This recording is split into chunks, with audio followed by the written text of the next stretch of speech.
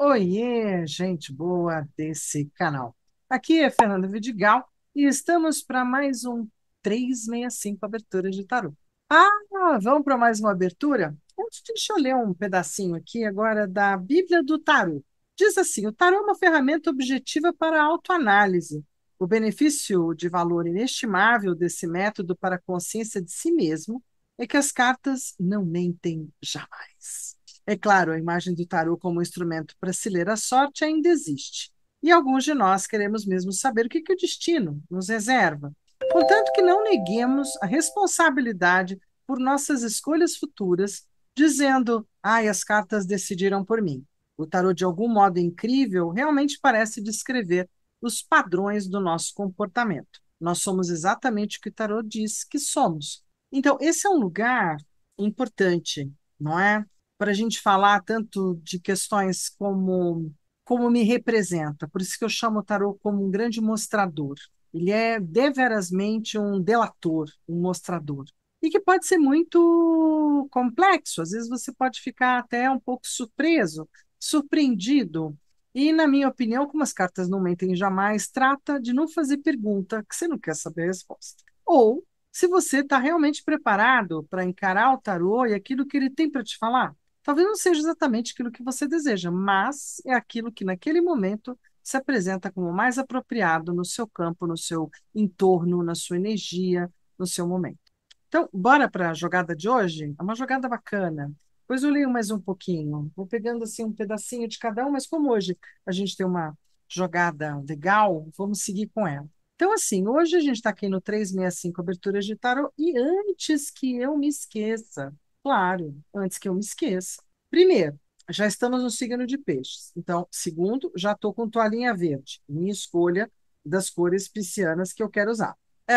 Mais do que isso, você está vindo aqui comigo no 365, está acompanhando os vídeos, está curtindo eles, legal. Então aproveita, dá um joinha, compartilha, né, coloca sininho e fica aqui com a gente na comunidade do YouTube. Mas você pode vir mais ainda, mais profundo, mais pertinho, quando? Vindo para o 365 no WhatsApp.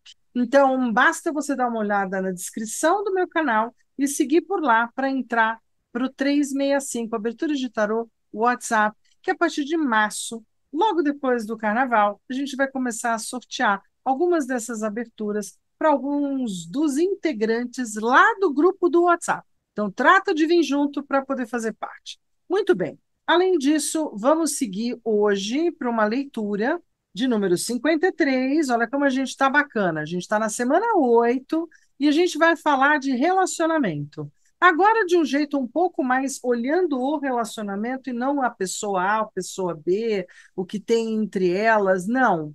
Como é que está o relacionamento? Pode ser meu relacionamento comigo mesmo, pode ser relacionamento com a vida, pode ser relacionamento com o meu parceiro de trabalho, de vida, né?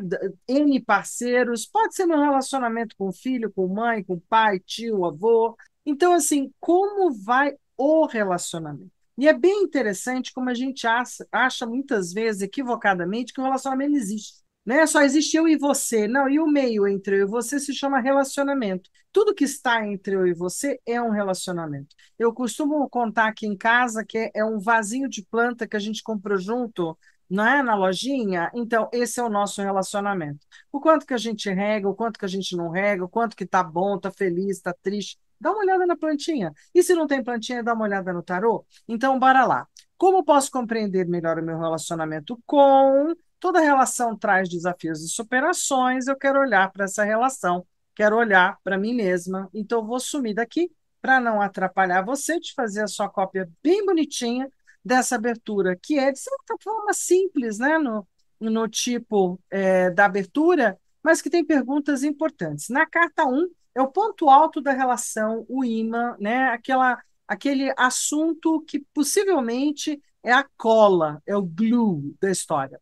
Carta 2, lado esquerdo, qual a comunicação da relação? Carta 3, lado direito, qual a vibração da relação? Carta 4, ao centro, qual é o coração da relação? Carta 5, qual a realidade atual da relação? Carta 6, qual a dificuldade também atual dessa relação, mas pode já vir vindo. Carta 7, qual a recomendação, a dica, o futuro, o remédio, né? O que, que podemos fazer com isso? Combinado? Bora seguir? Então, vamos seguir lá para a mesa comigo. Já anotou? Deu tempo de anotar tudo direitinho? Então, e pensa aí primeiro, antes de tudo, não esquece, né, de pensar em qual relação você vai olhar. E não embaralhar a mente, tá? Por isso que eu falo que o caderninho é legal, né? Eu vou olhar minha relação com a minha mãe. Eu vou olhar minha relação com a minha irmã. Eu quero falar da minha relação com. Deixa isso claro na tua cabeça. Coloca uma imagem da pessoa e do dia a dia com ela. Chama essa presença para ficar pertinho. E aí vamos escolher as cartas. Combinado? Como a gente tem 7 cartas, vai, é pouca carta. Eu vou preferir, só para variar, né, Fernanda? Sim, eu vou fazer com os arcanos maiores. Por quê? Porque eu acho mais legal. E depois a gente pode até puxar aqui os menorzinhos, né? E vou fazer com Rider-Waite-Smith, tá bom? Vou deixar o meu piquititico de Marcília descansando um pouquinho para a gente ver que dá para usar de tudo um pouco. Estou achando muita carta aqui, acho que está misturado. Vamos ver aqui se eu não misturei, não coloquei carta errada aqui no meio.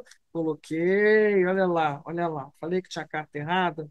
Depois de algum tempo, gente, só de pegar o baralho, a gente fala assim, volume a mais. Isso, tinha os penetras dos menores de uma outra jogada, simplifiquei, e para ter certeza, né? 1, 2, 3, 4, 5, 6, 7, 8, 9, 10.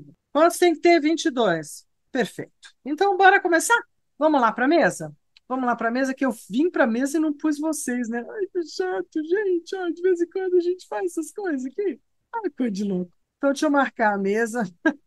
Pronto, tô na mesa, tô na mesa, tô na mesa, 20 cartinhas, tudo pronto aqui, gente boa. Bora lá. Então, vamos abrir no caderno, né, para o dia de hoje, aquela abertura bacana, e eu quero falar da minha relação com a minha irmã. Isso, hoje é um dia especial para ela, e por isso mesmo acho bem interessante falar um pouco dessa relação. Certo? Vamos lá? Então, assim, posso já ter embaralhado, posso fazer os meus cortes, posso fazer o que eu achar que eu tenho que fazer, posso passar uma pedrinha, né? Posso fazer NP coisas. Isso é da crença e da vontade de cada um. Isso é bem particular do tarólogo. Então, isso a gente acaba não ensinando, né? A gente mostra o que faz. Mas, de repente, não que o teu ser, né, divino interno diz, gostei, estou afim, pode dizer não, quero fazer de outro jeito. Então, fica à vontade. Bora lá que eu quero saber o que que é a carta 1 da minha relação com a minha irmã, o que que é a minha carta 2, o que que é a minha carta 3, que é a minha carta 4, que é o coração, lembra disso? Que é a carta 5, como é que está hoje? Que é a carta 6? O que tem de difícil? 7, um grande conselho, eu vou ficar com a última. Bora seguir? Então, bora seguir. Carta 1, lá em cima, o ímã dessa relação está ligado ao afeto, está ligado a algumas escolhas feitas ao longo do caminho, está ligado por uma relação de irmãs, né? Tem laços de sangue, tem laços de compromisso, tem laços de afetividade, tem nos enamorados os laços de amor, tem os laços de sentimento, tem as bênçãos angélicas, tudo certo. Então, dentro do imã da nossa relação, a nossa relação é sob escolhas. Só para vocês saberem um pouco, né? Eu escolhi ficar no Brasil e ela escolheu morar fora do Brasil. Então, a gente tem distâncias geográficas bem grandes e hoje em dia também culturais e da vida que cada uma levou. Beleza. Qual era a segunda posição mesmo? Na segunda posição, a gente vai falar sobre como é que está a comunicação dessa relação. Bom, o Papa é exatamente a escola, o ensino fundamental, graduação, pós-graduação. Então, assim, é o aprendizado, é muitas vezes a comunicação que fica talvez no mesmo tom, ou professoral, ou da mesma forma. A gente também pode falar que é uma comunicação pela reza, pela religiosidade, ou pelo desejo, né, do bem que cada uma deseja para a outra? Eu acho que sim. Aqui entra uma questão do Papa na comunicação da relação. Duas cabeças duas ciências, duas formas de entender a vida, também está dentro. Qual a vibração dessa relação? É uma vibração que de vez em quando a gente se ama, de vez em quando não. E a vida inteira foi assim. Então a gente tem a bela e a fera. Nós temos momentos onde a gente é a bela e tem momentos onde a gente é a fera. Tem momentos onde a gente adequa e a gente consegue se encontrar. Tem momentos onde a gente não adequa, fica no ego e não consegue se encontrar. Eu acho que essa é uma vibração importante dessa relação para quase uma vida inteira. Muito bem, qual é o coração da relação? Uhul! O coração é meio quebrado. Olha lá. Então, assim, é uma relação que no coração dela tem uma distância gigante, né? Ela sai do Brasil com 18 anos, gente. Vamos entender, a gente viveu vidas muito separadas, muito distantes, e o coração dessa relação talvez sejam as grandes mudanças, as grandes muralhas, as grandes distâncias, os grandes desafios, muitas brigas e não entendimentos, muitas não compreensões ou incompreensões, e esses mundos tão distantes e tão diferentes. Então, o coração da relação não tem muito coração, né? Tem um paredão. Tá. Qual é a realidade atual dessa relação? Olha, é uma relação que, apesar desse coração, o coração aqui não quer dizer a afetividade, quer dizer como uma ponta também importante da relação, um pé da relação, né? É uma relação que a gente não tem, gente. Não tenho nenhum pudor de dizer que a gente tem uma relação à la Zoom, à la WhatsApp, de Skype, quando a gente começou a conversa e ela estava até num outro país do que ela está hoje. Hoje, a relação é de duas senhoras, cada uma dona do seu reinado, bem da imperatriz. É uma relação social, até que uma relação leve, cordial, né, que tenta, de certa forma, levar bem uma à outra. Então, a realidade da relação, até que ela é legal hoje, até que ela funciona, né? Eu acho que a gente conseguiu integrar um lado de feminino, um lado de que somos mães, um lado de que cada uma fez escolhas e cada uma seguiu seu caminho, seu roteiro. Então, a gente tem uma imperatriz aqui. Qual é a dificuldade? Ah, que bonitinho. A distância, o mundo, né? A gente mora realmente em mundos muito separados, significa umas 15 horas de avião, significa mudar moeda, significa tornar não fácil o ir e vir, seja de uma parte, seja de outra, e por conta da gente estar em mundos muito diferentes. Eu diria que a maior dificuldade é a transposição geográfica que a gente tem hoje. E como carta 7, qual é a recomendação, dica ou futuro dessa relação? Olha que bonitinho, eu acho bonitinha a Lua vir aqui, né? A gente tem uma relação realmente distante, no sentido de que a vida fez assim, escolhemos assim, e está tudo certo. Não existe, pelo menos da minha parte, uma mágoa com relação a isso. Existe um respeito pela liberdade de escolha de cada um. O que a gente tem aqui como recomendação?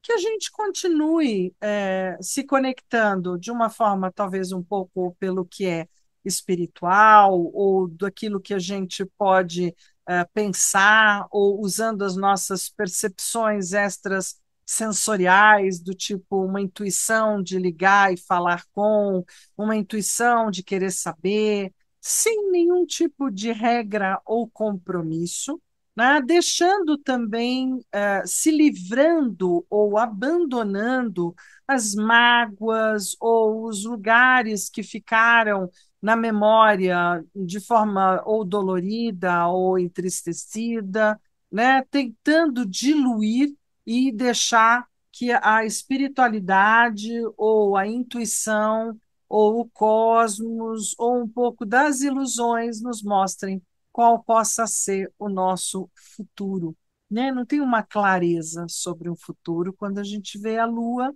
Não há, claro que a Lua a gente poderia dizer assim, tem muitas lágrimas ou muita tristeza. É também, mas a Lua, mais do que isso, é o nevoeiro, é não saber. O próprio oráculo dizendo, olha, não dá para saber direito, né? Assim, daqui de onde a gente está olhando, é um pouco turvo, um pouco nebuloso, talvez um pouco triste, porque ambas estão cada uma no seu espaço. Então, a relação de irmãs talvez esteja diluída ou fluída ou envolvida nessa nebulosidade e não tenha muita percepção. O que que a gente pode fazer para ajudar esse olhar ou para encampar um pouco mais, não é, este assunto? Eu falo que eu fico muito feliz de reler, às vezes, alguns livros, estava relendo um do Banjaf, outra da Sandra Bullock, e, querendo ou não, eu fico sempre contente de perceber que, dentro do sentido dos autores por onde eu passei, das pessoas que eu passei, eu não falo muita besteira, só um pouquinho. Né? Na verdade, acho que nenhuma. E a bem verdade é de que o tarô é uma grande representação. Ele mostra exatamente, mesmo que eu não goste de olhar essa lua, né, e essa torre, mas mostra e eu vou ter que aprender a lidar com isso, a observar isso. Se eu quero que isso se modifique, então que eu possa fazer de outra forma. De todo jeito, o arcano maior, eu poderia até aumentar a minha leitura, ficar aqui conversando até mais. Dá, o arcano maior me dá mais subsídios de conversa. O arcano menor, ele é direto àquele ponto.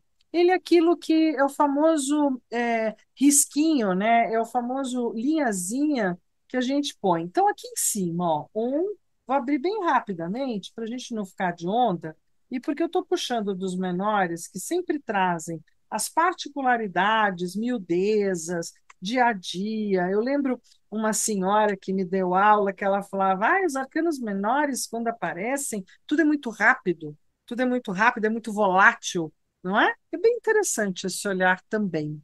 Então, assim, olha que interessante, né? O oito de espadas, aonde é o ímã da nossa relação? Do quanto cada uma se sente prisioneira mentalmente, né, com as ideias do seu tempo, da sua história, do seu lugar. Então, mesmo com toda a amorosidade, no sentido intelectual e mental, somos mentes diferentes e nos sentimos bem aprisionadas por tudo que a vida nos apresentou. De toda sorte, a comunicação, veja, é uma comunicação relativa e bastante fechada. Dois de espadas é uma carta que fala que cada uma fala sobre a sua língua e sobre a sua ótica, e essa é uma relação onde a comunicação é falha, né? Ou ela é muito egocentrada ou fechada, cada uma em si mesma, ou na própria relação. Não é uma comunicação aberta, é uma comunicação fechada. Qual é a vibração dessa relação? Ai, nossa, gente, quantas espadas! Vamos lá. A gente tem divergências intelectuais muito interessantes, mas o pajem é sempre aquele garoto, né? É uma relação realmente não só da Bela e da Fera, mas de duas vontades, intelectualidades e pensamentos, crianças ou infantilizados. Talvez não tenhamos tido tempo para mais do que isso, já que a gente se separa quando ela tem 18 anos. Muito pouco tempo de relação. Aí a gente tem, opa, quase que eu falhei, a gente tem no centro, onde tem a torre, é uma torre, porque cada uma no nove de paus escolheu seu roteiro de vida, cada uma teve coragem, vontade, destemor, ousadia, liderança para ir para sua história de vida. Uma não empatou a outra e uma jamais andou na mesma estrada que a outra, essa que é a verdade. Mais do que isso, hoje é uma relação mais aberta, por conta da Imperatriz, com uma comunicabilidade possível, então dá para a gente conversar várias línguas e a gente pode, com isso, chegar a bons denominadores comuns. Olha que legal, né? Temos espadas praticamente como vencedora, né? Do quanto o ar, a mente e o traço sanguíneo dessa relação pode ser bastante forte. Duas mentes e dois pensamentos bem poderosos. Aqui eu já trago o cavaleiro de espadas para esse movimento do mundo e do quanto, né, o movimento do cavaleiro, todo cavaleiro traz movimento, traz amizades, traz caminhar, seguir, se desenvolver, já não é mais criança, é uma juventude, uma adolescência. Minhas sobrinhas estão todas na adolescência para tenra juventude. Então, aqui temos esse lugar de que o que mais nos atrapalha é o quanto talvez cada uma queira mostrar o seu melhor, queira se posicionar, queira lutar pela sua vida.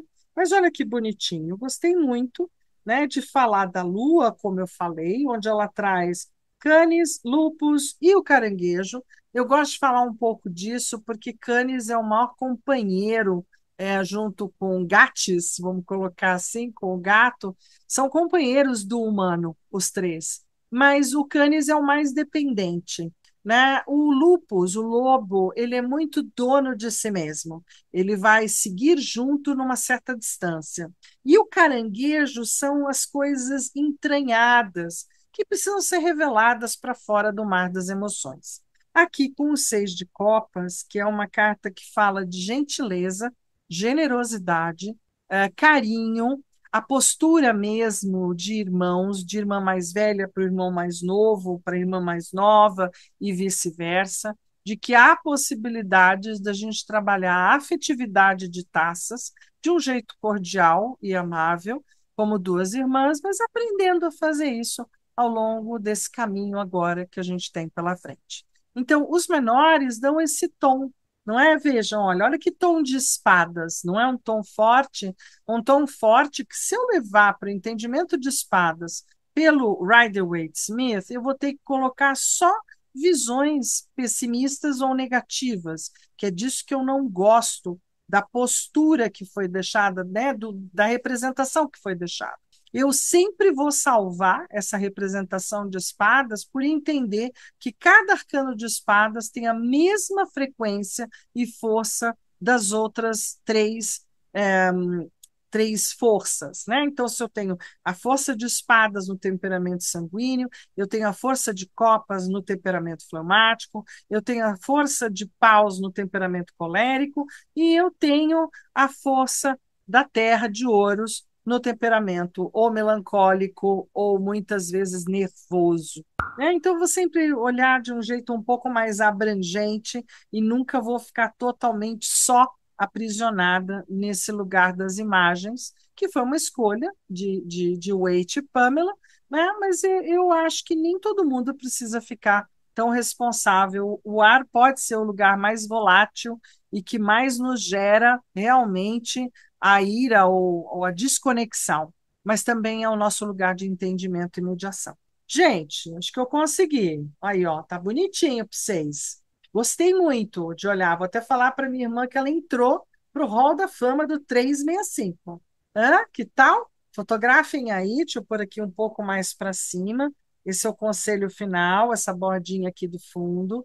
Sou apaixonada por essa cartinha do Robertson, do Seis de Taças, que é uma graça, né? Que tem a ver com essa gentileza, generosidade, o cuidado, e isso é muito gostoso. Bom, gente, estamos aqui de volta e eu espero que vocês façam excelentes leituras. Um beijo, um queijo e até amanhã. Ah, não falei qual é de amanhã, né? Peraí. Vou tentar voltar aqui. Esqueci, ó, total. Amanhã a gente tem a lista de desejos, são 14 cartas. É interessante. É interessante pelo jeito de jogar. Nós vamos falar pela primeira vez de cartas projetivas e cartas oraculares, né? Termo projetivo e oracular. Vamos falar disso amanhã. Combinado? Então, uma nova jogada amanhã no 365, abertura de tarô. E aí fico eu no beijo e um queijo. Tchau, fui.